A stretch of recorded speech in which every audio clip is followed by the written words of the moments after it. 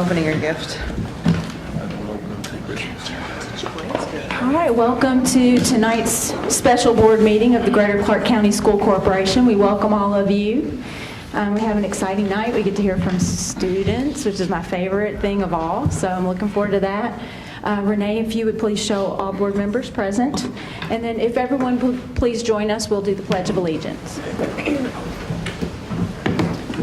I pledge allegiance to the flag of the United States of America and to the republic for which it stands, one nation, under God, indivisible, with liberty and justice for all.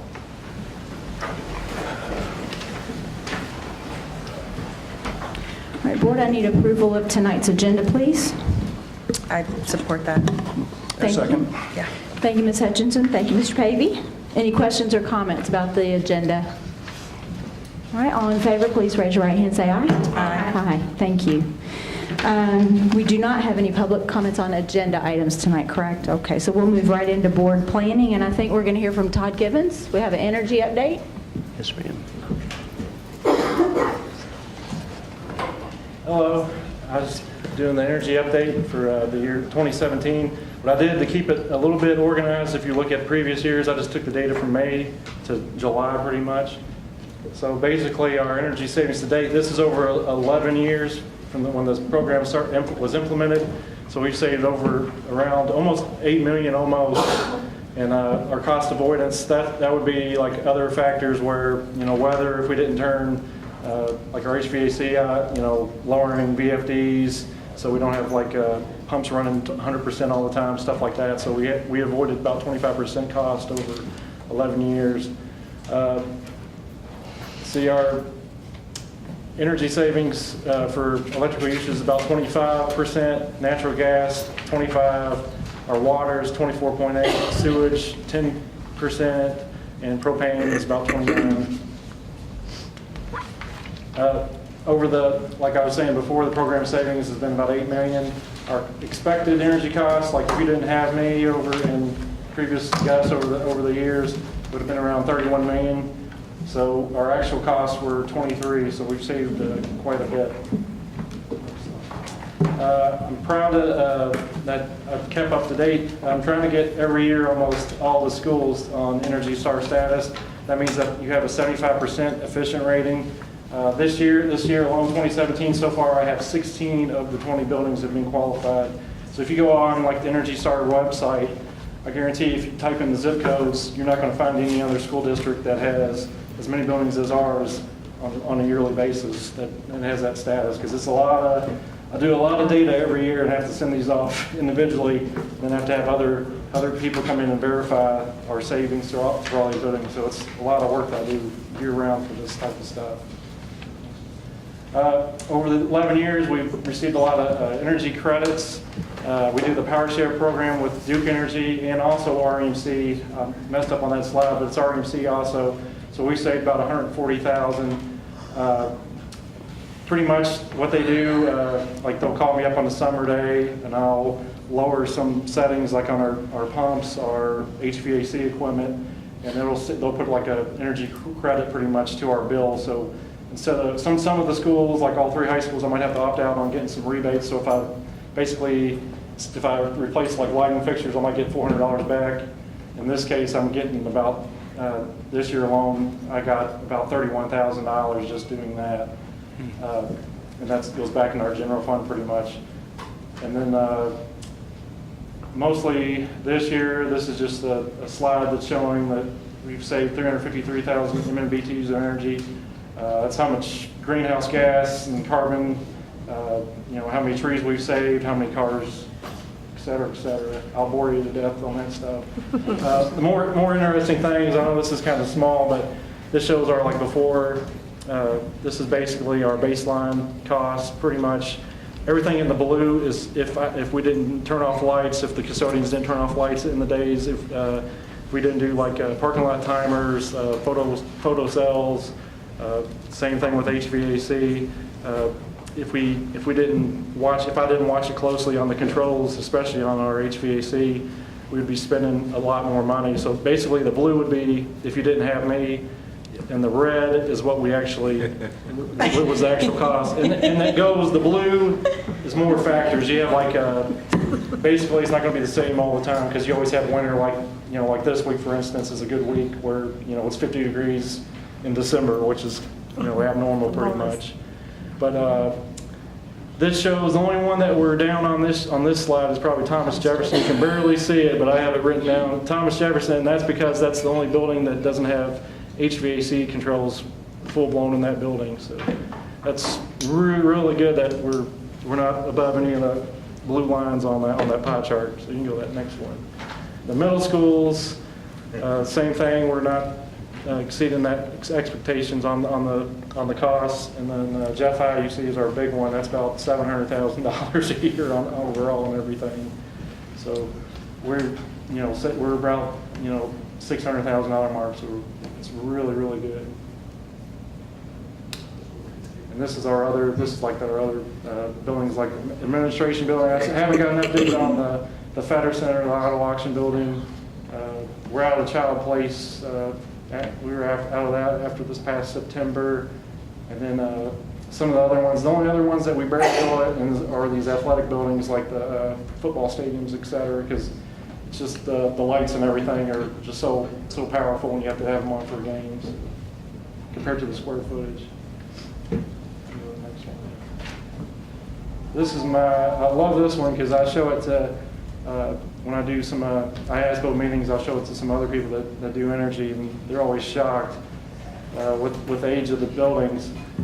This is what you call energy usage index, and this is basically like a benchmark. It's all in kBTUs, so it's about 1,000 kilowatt BTUs. So basically it's your electric, because everything in electric on units is kilowatt hours, and your gas, everything in gas is like therms or gallons. So it combines it per square foot of the building. So we want to be, the lower the number on there here, the more efficient of the building. So the lower the better actually on this chart. So our average is about in the 40s. We really want to be, I'd love to be like net zero buildings that don't cost anything. There's only like about 5 in the country right now. Those are in the teens. So I'd love to be right now in the 30s is my goal for a lot of these buildings, but we're right on the average at 40 on the energy usage index on kilo-BTUs. The one that sticks out probably the most is the Clark County Middle High School. The reason because of that is because it's about, I think it's like 10,000 square feet on the building, so it's the smallest square footage. That one doesn't have controls where I can go by zone, so it's mostly like an office area since they do like, they'll have like GED courses and stuff like that throughout the day, so it runs a little longer than some of these other buildings. So that's the reason that one, if you looked at it, I think it's like 93, so it's on pretty much full blast almost year round for different things. And with the construction at North Haven, River Valley, and Charlestown Middle School, I see it going down, that energy usage index. I think they're in the 40s or 30s of what I have. Hopefully I get them in the upper 20s when I was talking to a lot of engineers where we can decrease that. So if y'all have any questions, hopefully I didn't bore you to death. I have a question. Yeah. Now, because we do have you, Mm-hmm. what are you going to do to try to get that one building down? We've been looking at, actually, I don't know, if, with Dr. Dykle here, we're looking at doing like an energy performance contract with replacing a lot of the lights throughout the district. We're trying to get it less than like a 10-year payback, because if we can do that, we won't have to go issue a bond for it pretty much. We can replace all the lights, lower your energy load, lower your utilities pretty much, and then what you would do on those savings, you wouldn't pay out of your pocket at all for the capital. You just pay like a loan pretty much, because they guarantee that savings. Okay, now the building that you were speaking of, now was that the, what is the alternative school is that the one you said didn't have any? Yeah, that's the old administration building Okay. actually on 10th Street. So now, are they in operation during the summer? Yes, yeah, they're a little longer, and sometimes I can't, like, it's either somebody's going to be burning up because I can't turn on the HVAC in the office. Like other places, I can decrease zones, like say, for instance, like Charlestown High School, like in the summer, I can keep on the office, and I can lower the set points of like the gymnasium. But because they are working during the daytime, certain Yeah. hours, you could shut it down, rest it. Have you Yeah. been doing that? Yes, yeah, as much as I can. In other ways too, it's just, usually I look at this data on other things and I see like, okay, I see a spike in here, maybe we try this month.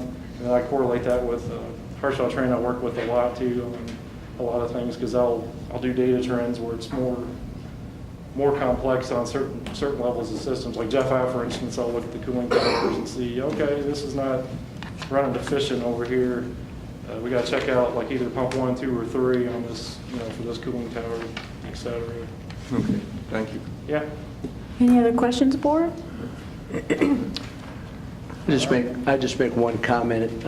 Todd, first of all, thank you for this report, and I think it's one of those things we talk about energy, but sometimes we have a tendency just to take for granted the impact of efficient energy utilization, and to know that over an 11-year period we've reduced our energy costs by $8 million is something I think that we can be proud of. That doesn't say that we can't always strive to get better, but that's a significant amount, and it's something that I think I appreciate, Todd, what you've done, and our entire staff, so thank you.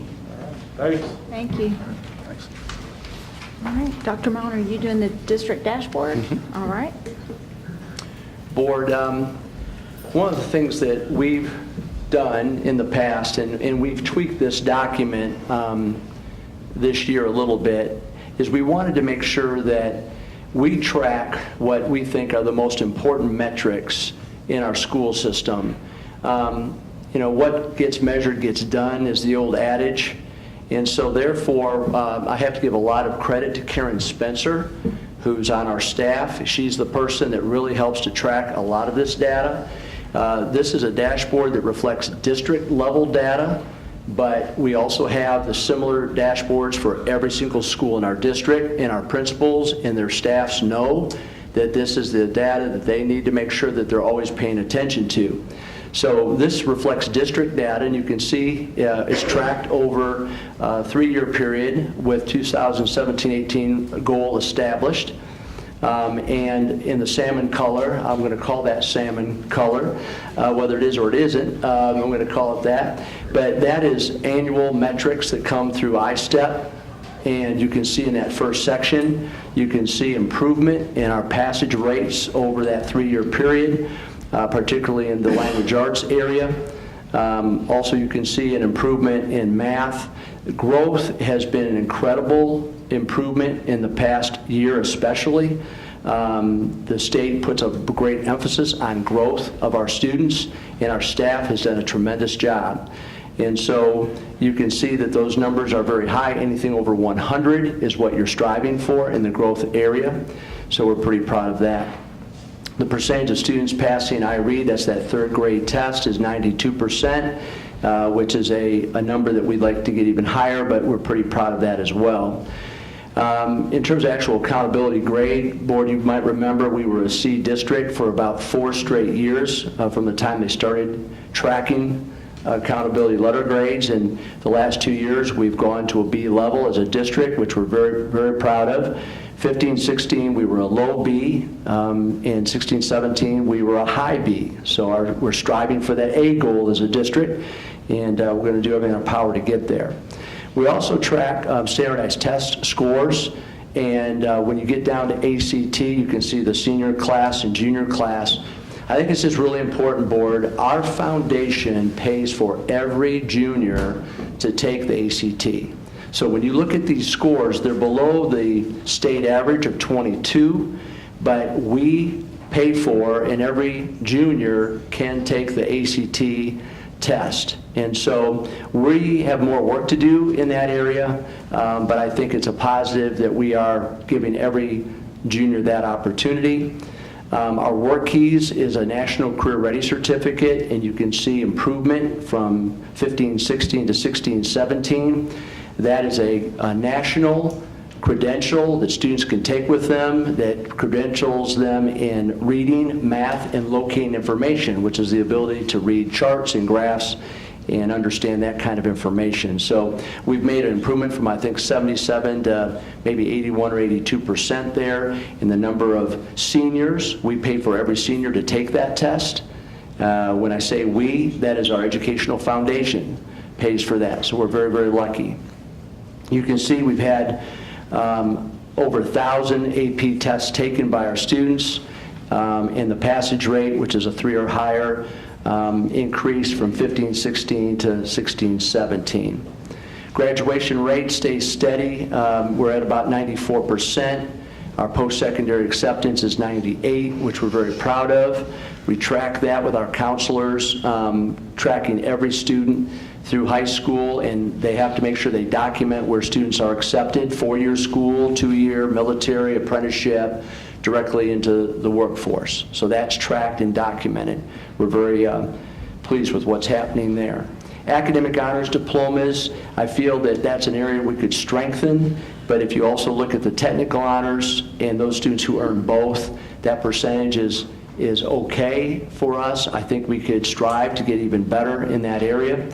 Our industrial certifications have increased dramatically, in part because of the college and career work we're doing with our academy concept. Last year, we had 13 students, all from Charlestown High School, earn associate's degrees before they graduated from high school. We would anticipate that number to increase at all of our schools this year. By last count, we had 11 of 35 new Washington seniors that were on track to earn an associate's degree. Now, whether they're going to be able to finish that deal, I'm not sure, but that would be a tremendous accomplishment.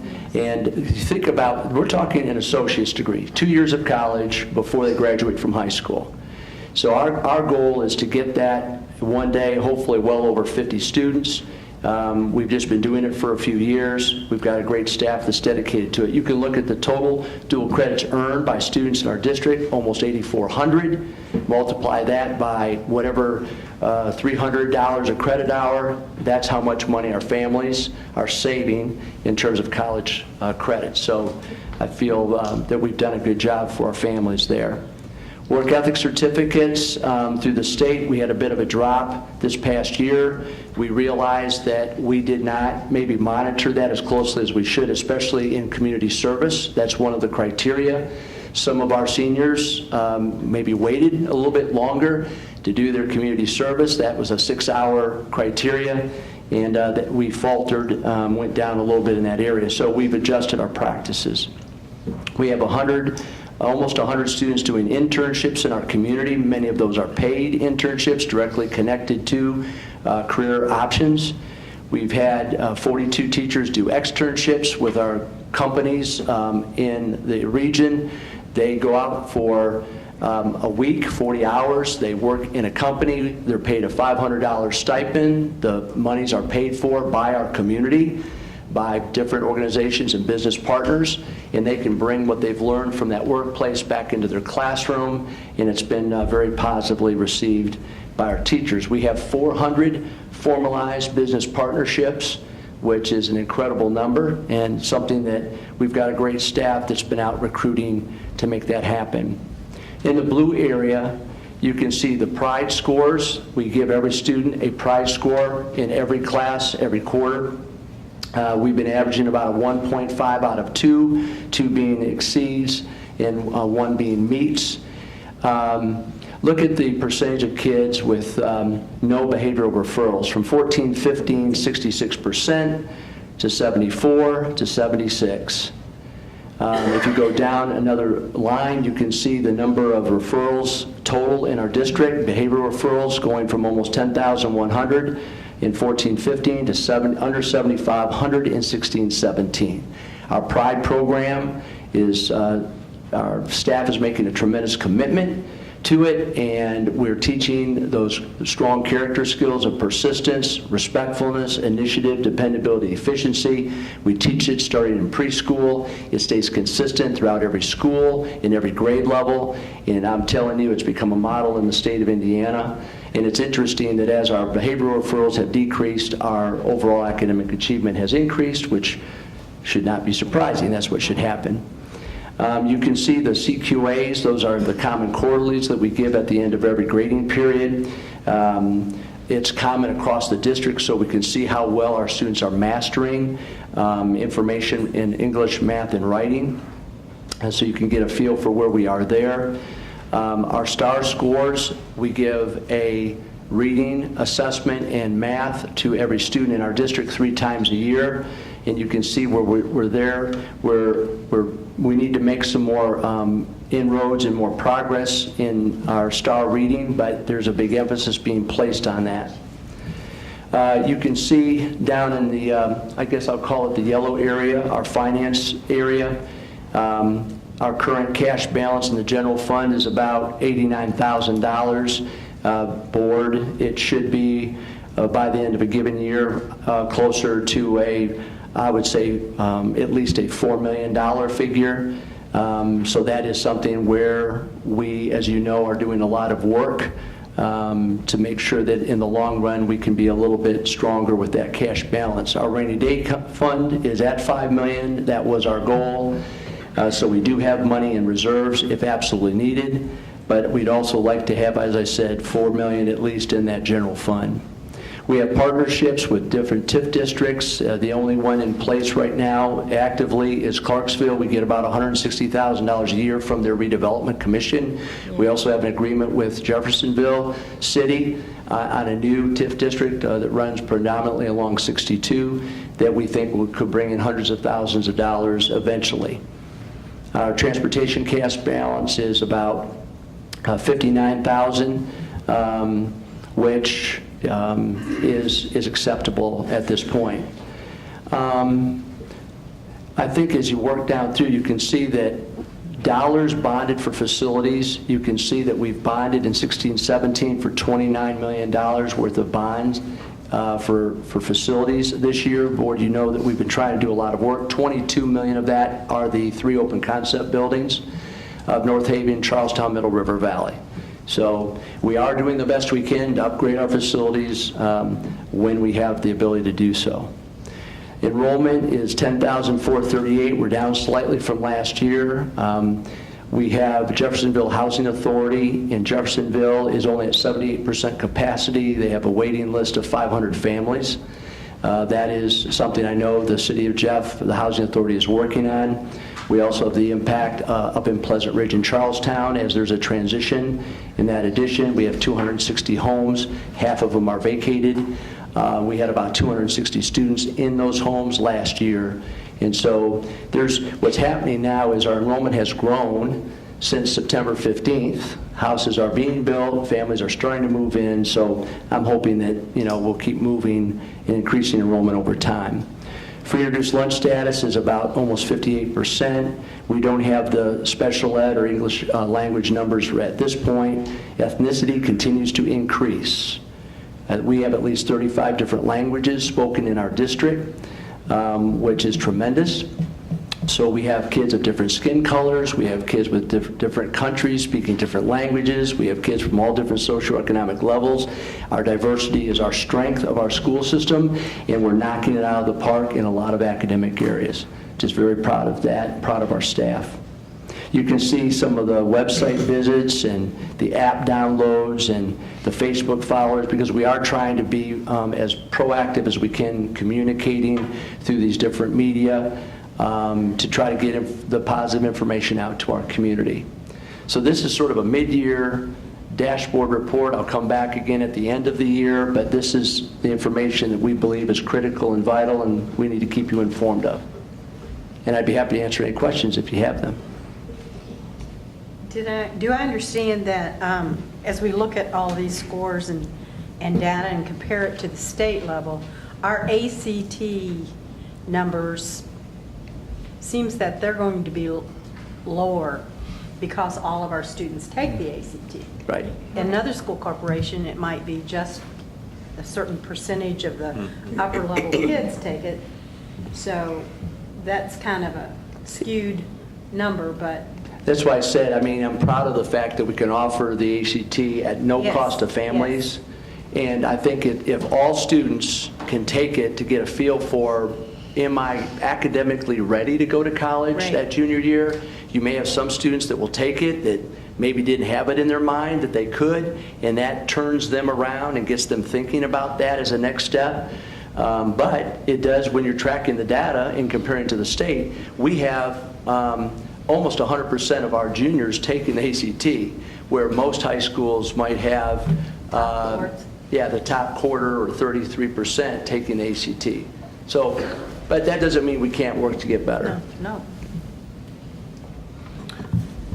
Couple questions, Dr. Mellon. Looking at the behavior referrals, a 10% reduction in 3 years. I mean, that's impressive. So how did you get there? How did you, I mean, it's there's got to be some secret sauce out there somewhere. I will tell you, you know what it is? You know, it's a lot of hard work, and it's on the part of our staff, and it's consistency of expectation. That what we do a better job of, and we have teachers in this room tonight, and I will tell you, around our district, pride is our foundation. It is what we do first and foremost. We need to develop kids a very strong character, and that takes more priority than anything else. So our buildings take time to make sure that these expectations are taught, positively reinforced on an ongoing basis. And as a result of that, what happens is as kids are transitioning from grade level to grade level, from teacher to teacher, from building to building, you can't escape pride. And what's happened is our business community is fully supporting it. Of our 400 business partners, 200 of our business partners support pride in the workplace. And what does that mean? We have students that go and apply for jobs, and if they get hired, they'll get a higher rate of pay than someone that didn't have the work ethic certificate. We have businesses that are just fully committed because this is what they need.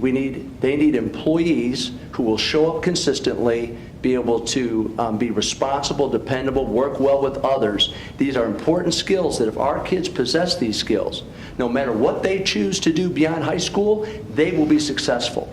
And we have students earning work ethic certifications that would be honored at senior awards that would not be honored for any other reason. And I think that's important, that we have great kids that from all different backgrounds, and we have a way to honor them in a way that's really meaningful for them. And so our staff is the reason why we're making that kind of a difference. The scorecard, I mean, talking about this for quite a while, and this is a very good scorecard. I mean, looks like you've got just about everybody included. So is this information posted out in the schools? I mean, so that everyone has access to this? And I'm looking at the goals as well. Are these goals common across all of the elementaries, for instance, or do they have different goals for different elementary schools? What happens is they have to complete, we put all the data in so the data is consistently entered. Then the staffs of the building need to take time to go over where they are, and they need to establish the goals for each building. And then both Dr. Hartledge and Ms. Pfeiffer, in their role as assistant superintendents, they're working with those principals as well to make sure that those goals are reasonable, and that way, and then our principals and the staffs have to make sure that they're familiar, aware, and they're checking these data points throughout the year. Because at the end of the year, we're going to be, as we visit, I get into every school every 9 weeks in our district. And 2 times a year, I'm there talking to building leadership teams specifically where they're going to, next semester, report to me. They're going to report out where they are to me. So they need to be familiar and comfortable with all of this data.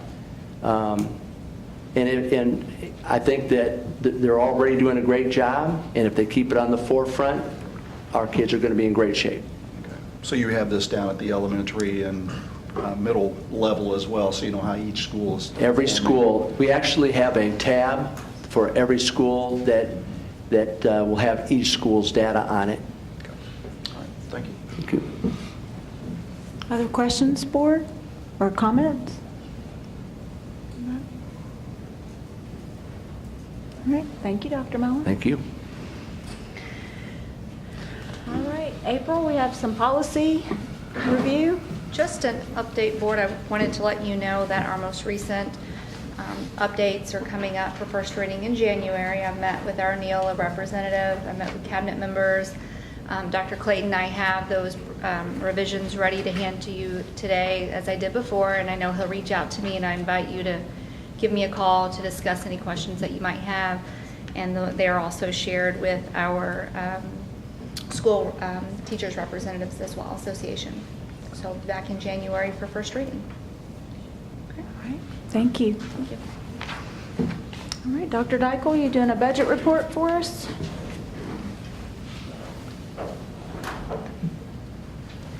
Hello, everybody.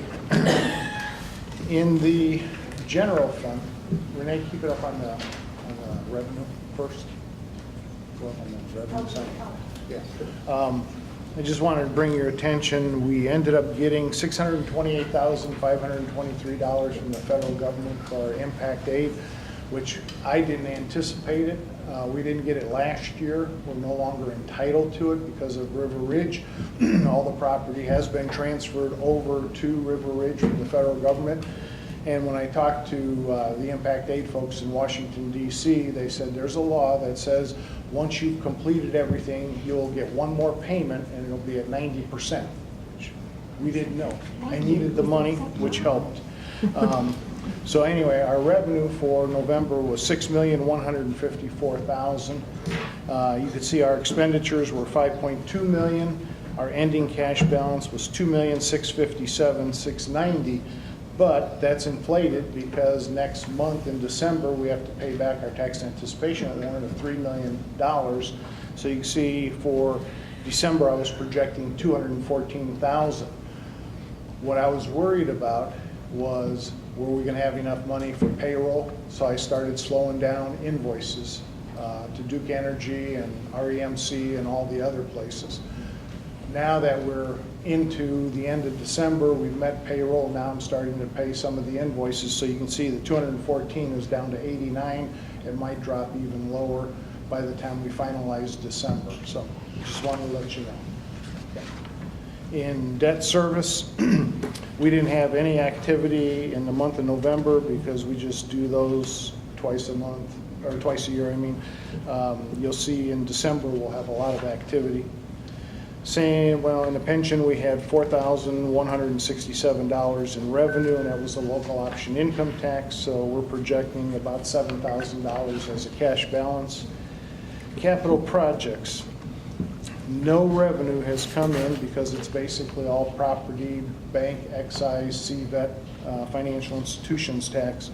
We spent $1,792,000, I'm sorry, $457,000, so you can see we're in a negative $598 for the month of November, but then we'll end up getting $2.4 million in revenue, so we should end somewhere close to $46,510. Transportation operating, we had some revenue, we had local option income tax, receipts from extracurricular for field trips, and other equipment overruns, reimbursements, so we ended up getting $75,856 in revenue.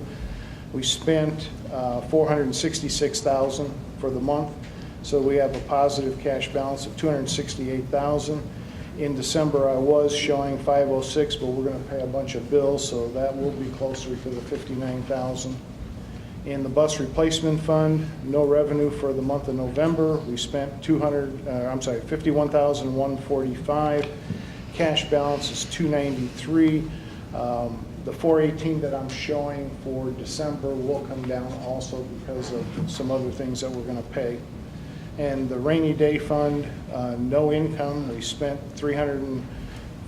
Well, sorry, we ended up spending $22,196, but you had given me permission several board meetings ago to borrow from the rainy day fund for certain things until we had bond issues sold. So we actually added back $337,000 to the rainy day fund. So it went from $4,666,000 in October to $5,004,000, and we should be close to that in December.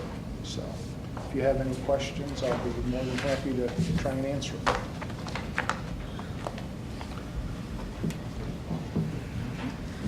All right, thank you, sir. Thank you. And I think the thing most all of us are excited about is our student achievement, where we're going to get to highlight 6 of our top students. Well, before we highlight those 6 students, I just wanted to give a brief academy update. Our academies of Greater Clark will be in full implementation in the fall of next year, and just wanted to kind of share a little bit about what we've been doing to prepare for that just this last summer and fall.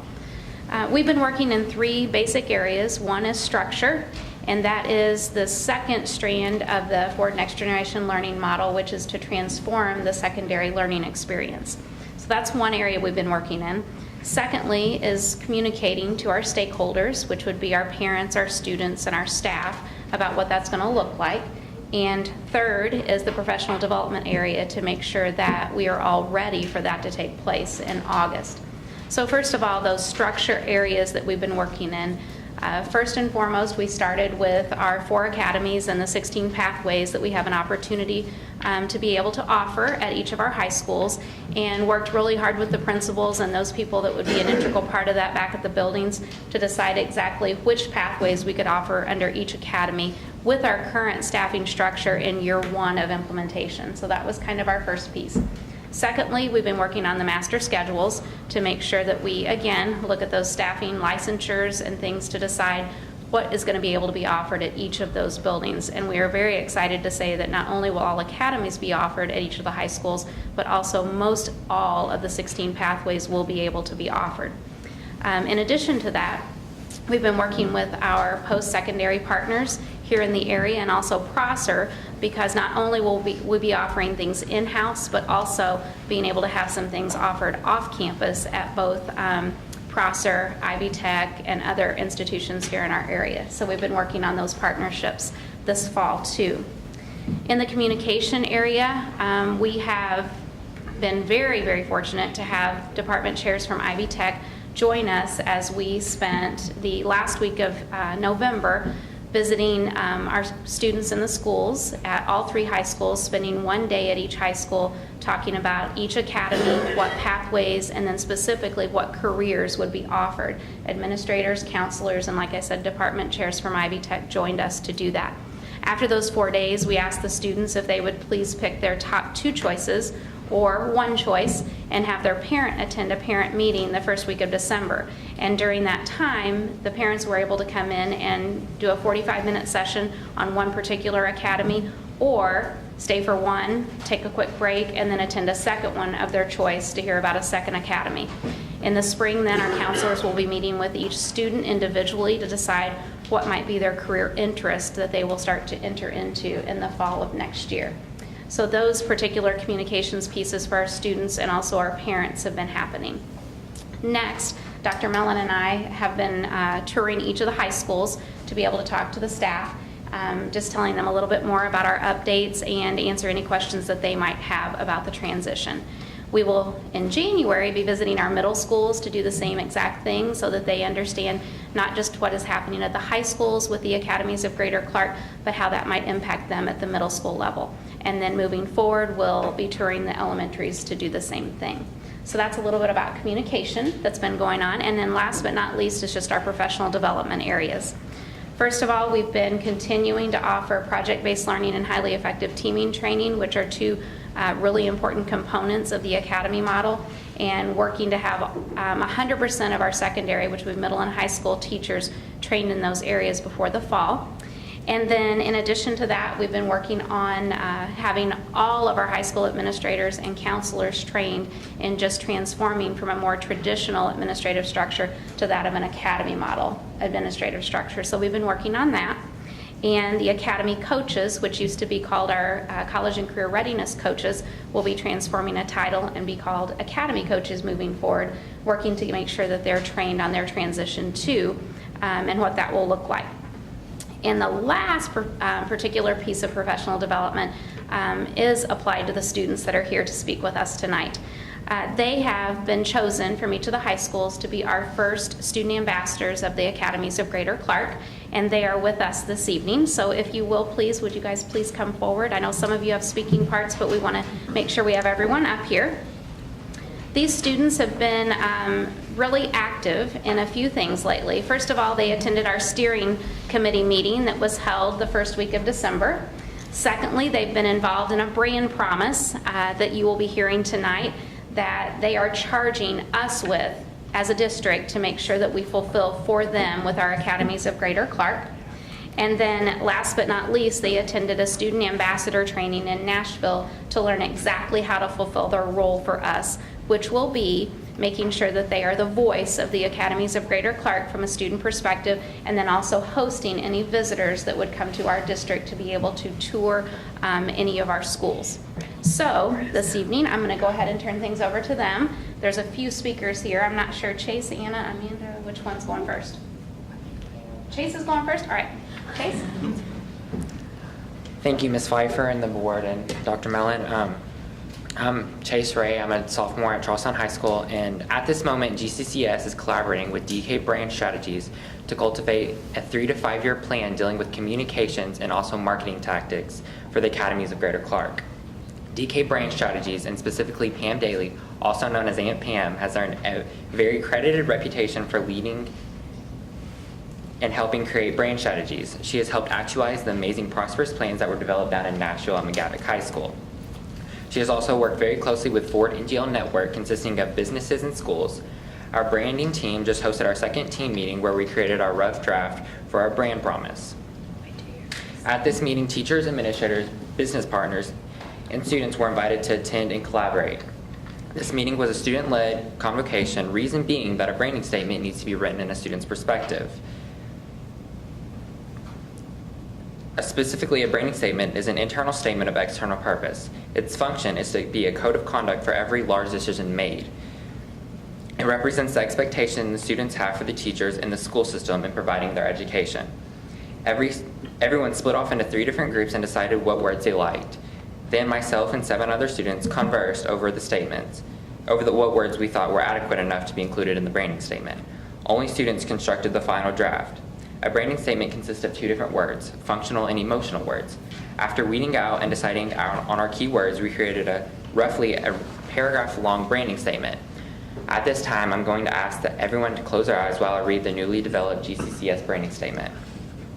We trust the academies of Greater Clark to provide real-world, hands-on learning experiences that are relevant to our future. A network of support empowers us and provides opportunities to pursue our passions. We take pride in our academies because they prepare us for life. Thank you all for having me speak, and have a Merry Christmas.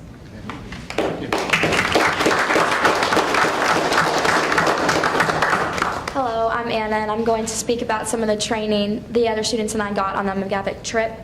And one of the biggest trainings that we got was the staff at McGavick showed us the video of a group of men guiding a blind man up Mount Everest. And this taught us about leadership and how to guide our school and it to be the best way it can be. And the training they gave us into a better look into being ambassadors and how to impact our schools. And the ambassadors gave us tours around their schools and the academies that they offered. And I know I can speak for myself and the other students that we have a great understanding about the academies, and the trip at Nashville gave us some more understanding. And thank you, board, for having us. Thank you.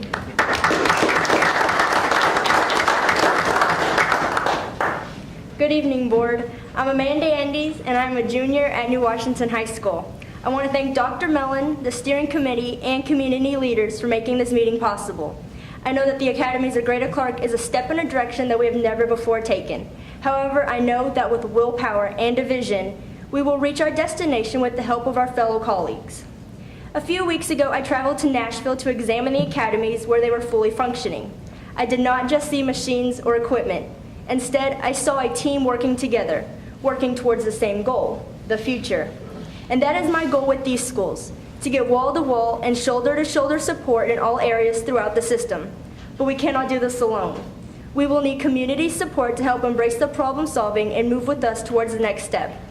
As a current junior, I found myself asking 2 questions that all high school students will ask themselves next year. What do I love? What is my passion? For me, the academy is business. The general area is marketing and communications. I realize that as a student ambassador for Greater Clark County Schools, I will not only be representing my school and my academy, but all GCCS schools and all GCCS academies. Next year, we'll start a program where there are no boundaries. We are simply helping students of America find their passion and then learn to thrive from it. Some may take this to college with them, others straight into the workforce, but all will benefit if we just give them the opportunity. With this decision that we have decided to take, we have created endless opportunities for the future generation. All we have to do is then let them take it by the hand. I would like to close on this thought. What is your passion? Once you can answer that using pride, persistence, respectfulness, initiative, dependability, and efficiency, the sky's the limit. No matter what you decide to do in your life, always remember to be greater. Thank you.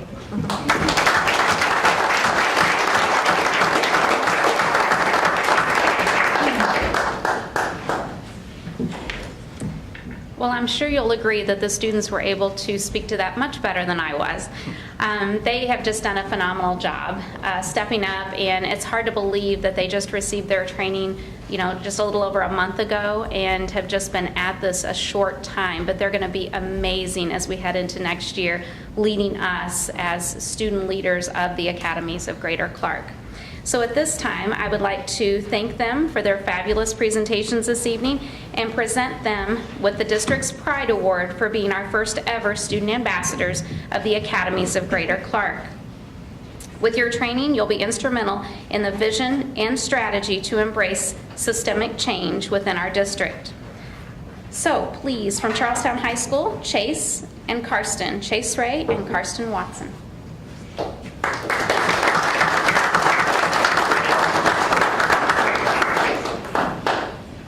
And from Jeffersonville High School, Anna Lowe and JoJo Spio.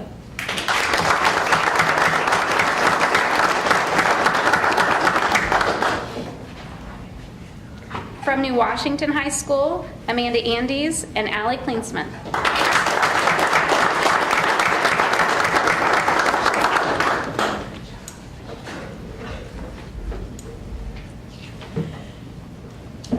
I hope that those of you in attendance can feel from them the passion that they have for this initiative.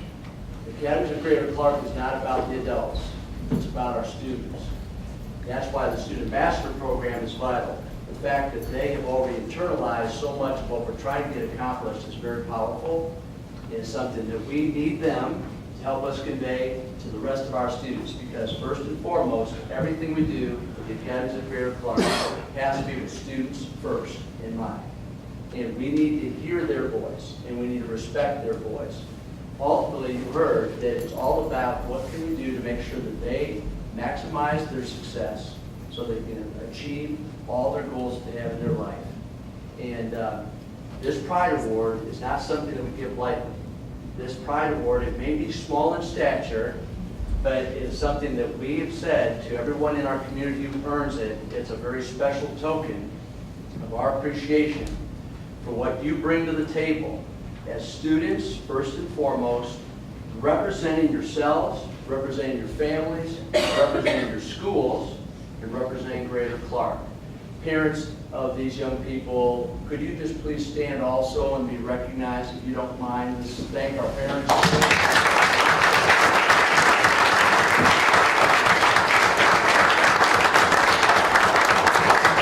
One more round of applause, please, for these.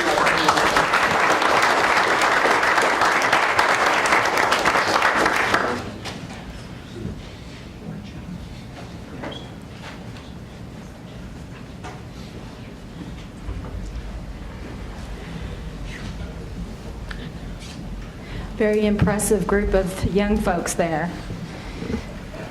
At this time, if any of you need to leave, if those of you who are here supporting your students, if you need to leave at this time, feel free to go ahead and do that. We recognize, oh, it's not a school night, is it? So you can get started early on your break. I usually always say, I know it's a school night. I'm like, wait a minute, it's not a school night. Never too early to start. That's right.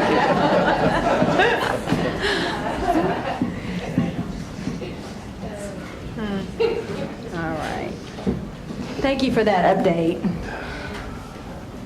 So then we move into our consent agenda with items 1 through 5. We'd like to take all those together. If I could get a motion, please. So moved.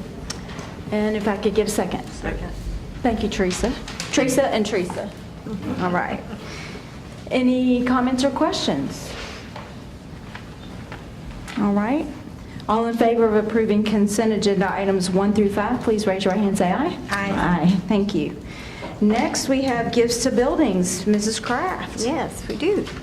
It looks as though we have received $3,510.30 this month, and it looks as though it's a little less than usual, but then it's Christmas, and we always are a little bit less at that time. But the better news is, over the year, are you ready for this? We have had donated from our community and people who think we are as good as we are, $514,265.90. Thank you, everybody.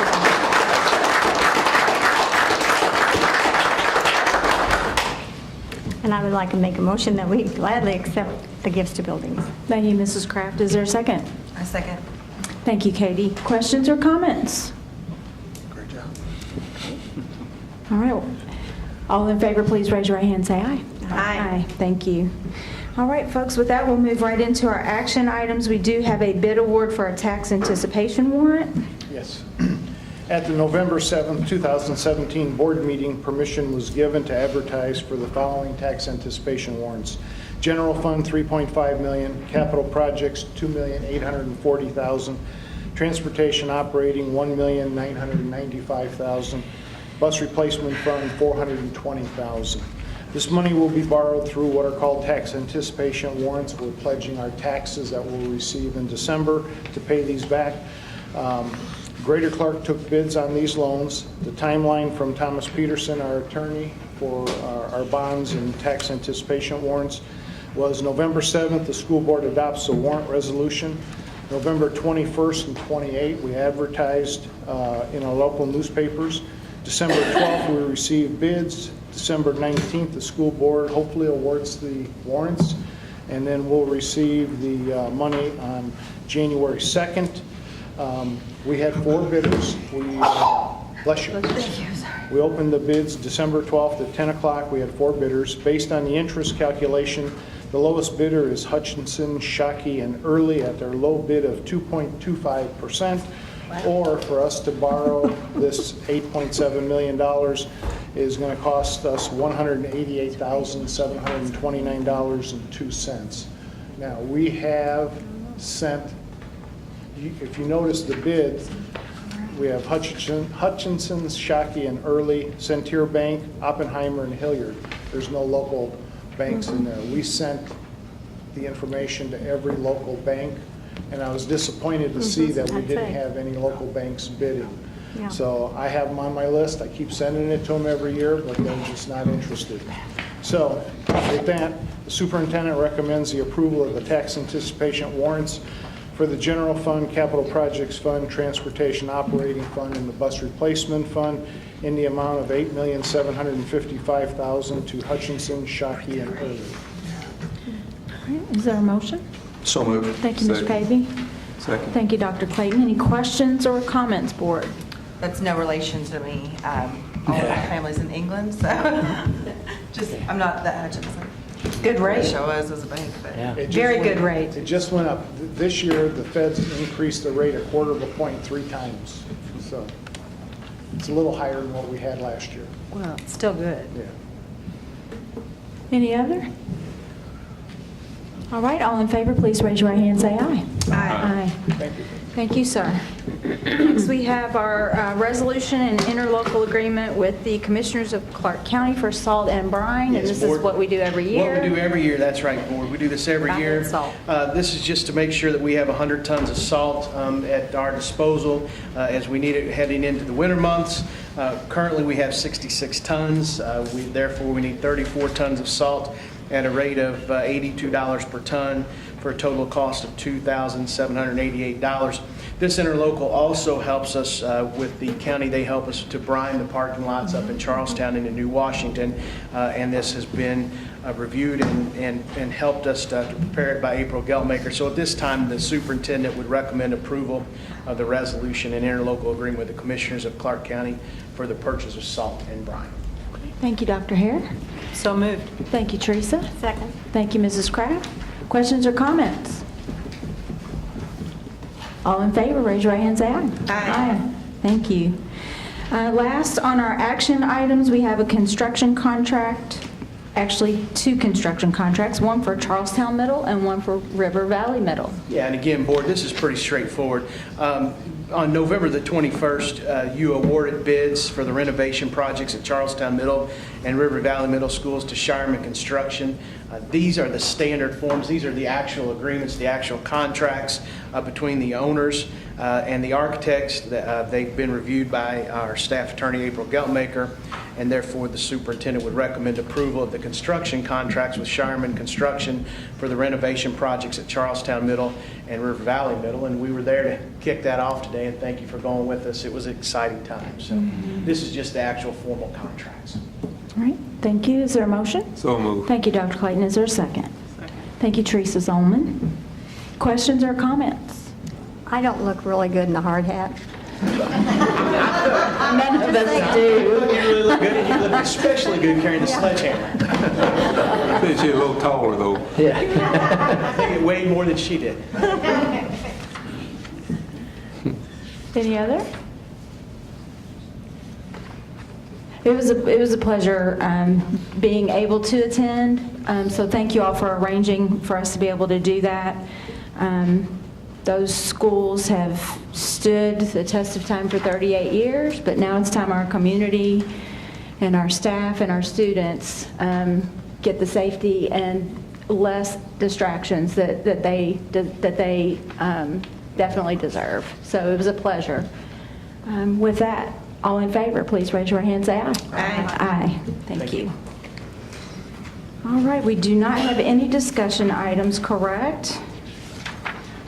All right, so board, we have reports or requests. We'll move through these really quickly, then we do have a public comment. Dr. Clayton, do you have a report or a request? No report, no request. Okay. I won't be out hours. Ms. Hutchinson? Not at this time.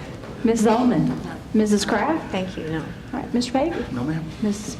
Perkins? No, thank you. All right, I do not either at this time, so then we'll move right into our public comments. I've got Mike Adams. Hey there, Mike. You've spoken to us before, you know the rules. If you could just state your address, please. And you have 3 minutes. At 2.5, you'll hear a beep. Oh, Just boy. let you know to speed things up if you're not done already. I'm on the clock. My address is 5522 Buckthorn Drive in Jeffersonville, actually. Thank you. But I'm actually here, ladies and gentlemen of the board, Dr. Mellon, Dr. Hare. I'm a parent of students at Charlestown Middle and Charlestown High Schools, so thank you for approving the last thing there. I'm coming to you tonight as a representative of the Charlestown swimming community to address concerns relative to the pool at Charlestown Middle School. And if you look out, you'll see a lot of Charlestown shirts tonight. If you'll stand up real briefly, if you're with Charlestown, just to show that you're here for this purpose. In the spring of this year, the pool at Charlestown Middle School was shut down for general repairs and maintenance. Some of this work was completed. However, we were advised that there were some pipes that would need to be replaced. Original timeline was noted as May or June. By May, it became clear there were issues. The original time frame for completion of repairs was noted as, the pool remained closed. No further progress really was made since. We were advised there were additional issues and quotes were being obtained. There were concerns about the cost noted at this time, and today, unfortunately, the pool remains empty. The questions remain many. So we would like to extend our thanks to Dr. Hare, to Todd Gibbons, who, the maintenance staff for working to accommodate our programs at other schools. The Sharks summer team was able to use River Valley, and adjustments were recently made to the New Washington pool to make it suitable for competitive swimming. In the long run, however, the need to travel will hinder our programs, which could reduce the number of children in our community who will have the opportunity to swim. For our high school and middle school swimmers, the situation is even more stressful. The process of catching a bus at 5 p.m. and not getting home until nearly 8 p.m. makes for a very long day for students, and also prevents high school swimmers from conducting morning and weekend practices that hinders their competitiveness. The CMS pool is the only pool in Charlestown, and it's a vital part of our school and community. Having our middle school and high school students learn to swim is of great value. Red Cross recently found 61% of kids cannot demonstrate the basic skills that would save their lives in the water. A 2017 USA Swimming study found that 79% of kids from low-income families are at risk for drowning. That's why supporters have come here this evening. We want to show that Charlestown has a strong contingent of parents, students, grandparents, and other community members who hold a vested interest in the future of our programs. These individuals wish to show that our pool is important to us and to request that the GCCS Board and Administration provide some answers so perhaps we can put an end to some of the rumors. How can we help? We understand that it may indeed not be cost effective to repair the existing facility, but if that's the case, we would like to ask that GCCS devise a plan, socialize it, and let us work with you to achieve it. Perhaps down the road, Charlestown will produce more collegiate and Coast Guard swimmers as we've done in the past. Or perhaps our children or the children of our swimming alumni will compete in the Olympics as happened in 2016. We tell our kids that TEAM stands for Together Everyone Achieves More. We would like to ask you to join our team and help us preserve swimming in our community and schools for generations to come. Thank you. Merry Christmas. Thank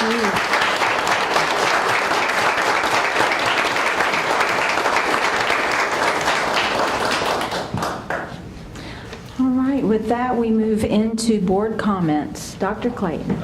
Excuse me, I will yield to Mark. He's usually the last one. I mean, he can't get past Mrs. Kraft, so I'm going to yield to him. Well. That's what he said at the last meeting. Ms. Hutchinson? No, thank you. All right. Ms. Zolman? Just enjoy holiday and get ready for January and a new 2018. Mrs. Kraft? I just think the students did a marvelous job. I'm just so proud of you. I just want to tell you how proud I am that you're Greater Clark kids and that we do a good job with you all. It turned out really good. That's all. Mr. Pavey? Just want to wish everyone a Merry Christmas. So, thank you. Ms. Perkins? Our board has had a very busy day today with all the things that we did, but one thing that I got to do this morning, which was actually, it is the highlight of this season for me, is I went to Maple Elementary, and they do a thing called Bears on Parade, and the community and different people, neighborhoods, businesses donate beautiful stuffed animals, and they're all lining the gym, and the kids come in as a class, and Santa is there and Mrs. Claus, and the kids get to go over to Santa's bucket and pick out a number. They're all numbered. They pick out a number, and our friends from Steel Dynamics, these great big hunky guys who are dressed like elves, take these little kids around and get their stuffed animal. And I've seen more smiles today than I have in a long time, and I appreciate that opportunity. Merry Christmas and Happy New Year. The only thing I wanted to add, other than what I already said about the middle schools, is I also did have a chance to go to Nashville and see a collaborative team meeting that was absolutely amazing. I've never seen anything like it. There were teachers, counselor, assistant principal, all collaborating together about how to make things better for their students. And so I am so excited about the fact that we are bringing that type of collaboration to Greater Clark.